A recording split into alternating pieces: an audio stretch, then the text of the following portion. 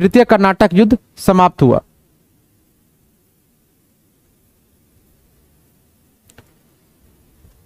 तो देखिए, तृतीय कर्नाटक युद्ध में 3 पॉइंट याद रखना। सबसे पहले तृतीय कर्नाटक युद्ध का सबसे पहला कारण हमें क्या पता चला? सप्तवर्षीय युद्ध। दूसरा चीज, भारत के स्तर पर अगर देखें, क्योंकि प्रभाव कहां पड़ रहा है इसका? भारत पे पड़ रहा है। लेकिन अगर भारत के संदर्भ में हम देख रहे हैं तो यहां पे क्या देख रहे हैं कि एक फ्रांसीसी अधिकारी कौन है? काउंट डी लाली को यहां बुलाया जा रहा है, और ब्रिटिश का एक अधिकारी कौन है? सर आयरकुट। तो अंग्रेजों की ओर से नेतृत्व कौन कर रहा है? सर आयरकुट। और फ्रांसीसी की ओर से कौन कर रहा है? काउंट डी लाली। दोनों यहां पे आया आमने सामने में, और एक यहां पे वॉर हो जाता है, वॉन्डी वॉर्स का युद्ध हो जाता है। और वॉन्डी वॉर्स का युद्ध ये निर्णय कर दिया कि अब यहां पे कौन शासन करेगा। क्योंकि देखिए, एक्चुअली काउंट डी लाली के पास ना कोई रणनीति नहीं काम कर पा रहा था उसका, क्या करें जीतना कैसे। लेकिन अगर इसके जगह डुप्ले रहता तो कहीं ना कहीं ये जीत सकता था।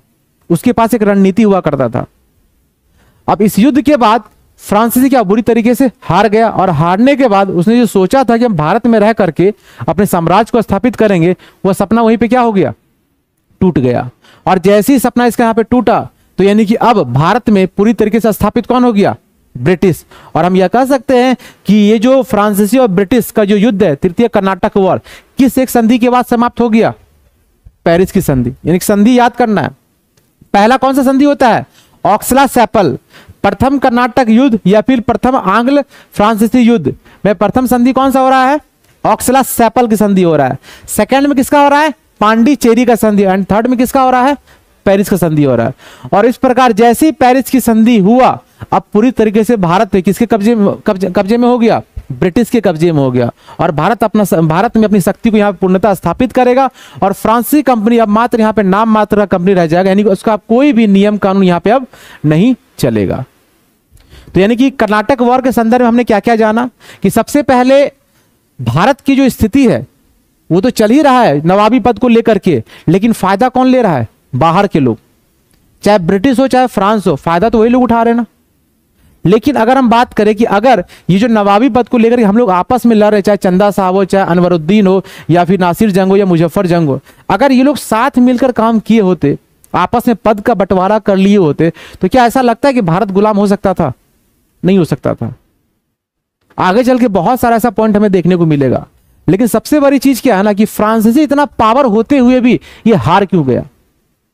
रीजन है इसके पीछे, क्योंकि यूरोप में अगर बात करें तो ब्रिटेन में औद्योगिक क्रांति तो हो ही रहा है, लेकिन कहीं ना कहीं फ्रांस इस चीज से अभी भी वंचित है। अभी भी यूरोप के बहुत सारे देश जो है औद्योगिक क्रांति से क्या है? वंचित है। लेकिन ब्रिटेन जो पूरी तरीके से डेवलप कर चुका है। आप पढ़ते हैं ना कि औद्योगिक क्रांति का प्रथम प्रभाव कहां पे देखने को मिल रहा है? इंग्लैंड में, क्योंकि वहीं उसका वर्चस्व हमें देखने को मिलता है। और धीरे धीरे करके क्या होता है, ये पूरे आसपास के क्षेत्रों में फैलना स्टार्ट हो जाता है। और फैलते फैलते फैलते आज हम देख रहे हैं कि विश्व की अर्थव्यवस्था में जो हमारा इंडस्ट्री रेवोल्यूशन है, एक बहुत हायर अप्रोच पे काम कर रहा है। और इंडिया में भी इंडस्ट्री रेवोल्यूशन हुआ है बहुत बार, जैसे हमारा सबसे इंपॉर्टेंट 1991 का हुआ है। अगर पूछा जा रहा है कि भारत में ऐसा कौन सा औद्योगिक क्रांति युग था जिसने भारत की अर्थव्यवस्था को पूरी तरीके से चेंज कर दिया, तो 1991